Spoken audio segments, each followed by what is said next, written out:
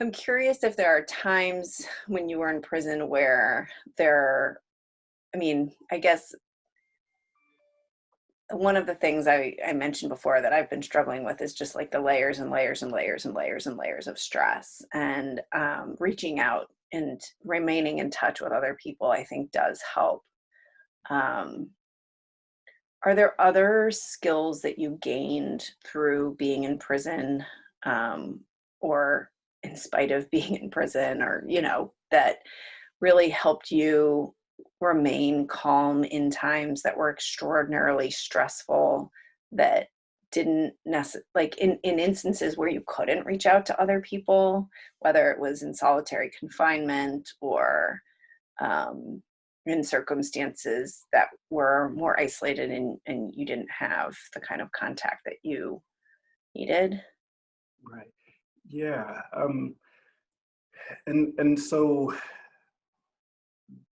that's a very good question, and the answer is very complex, just simply because of the variations in mood from time to time. And I think at the core and at the essence is having a sense of perspective, Mm, um, and realizing that whatever you're going through, it's a moment in time. mm, Um, and there is an end to it, right?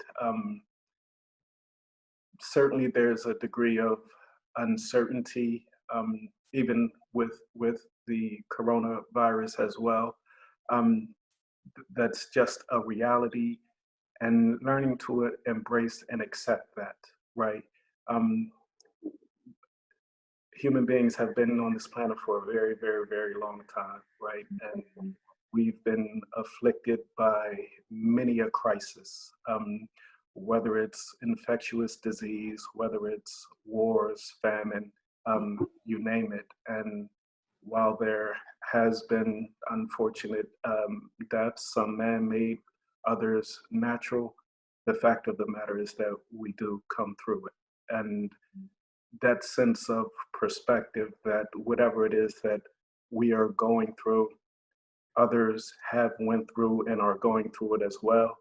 And that gives a sense of perspective and knowing that we can, and will get through it.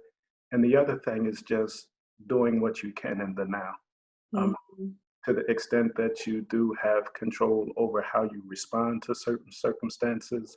Um, for me, it always harkens back to you can be kind, you can show care and concern, regardless of what the circumstances are. When mm, you are isolated, and don't have social connection, it doesn't mean that your mind, your spirit, your heart can't still think reflectively or prayerfully about others who may be similarly situated. So there's always things that you can do that put you in proximity to others, even if it's only in your mind and your spirit, having compassion and empathy for others who are similarly suffering. So that's living in the moment and understanding that it does come to an end. Well, I find it extraordinary that you were able to do that, given, you know, knowing that you were told as a child you were going to die in prison. You were sentenced to life without parole as a child. And you were able to have the presence of mind to stay focused each day on living each day and appreciating each day one at a time and what you could do on that day, and keep going one day after another for 31 years before you were finally freed. It's unbelievable to me. And I am so grateful for the wisdom that you have to share on this. I mean, I think that um, you survived something that was torturous, and it's not the same as what people are going through right now.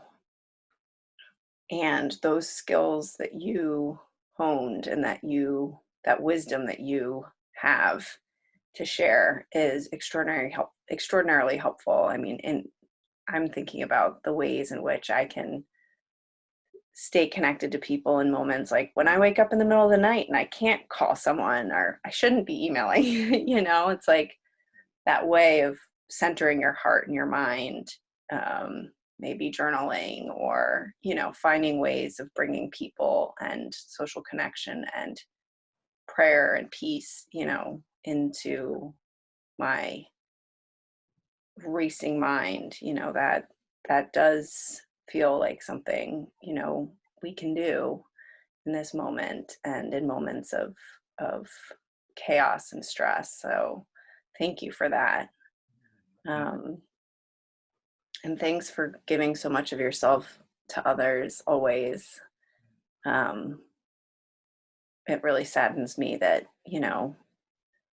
the way we started this conversation was you sharing about how you were all set to drive goods to people in need, and were told because of what you did, because of something that happened over 3 decades ago, could prohibit you from helping others. It just speaks to the challenges we still face and how dehumanizing we continue to be, how much we other people at a time that right now we really need each other.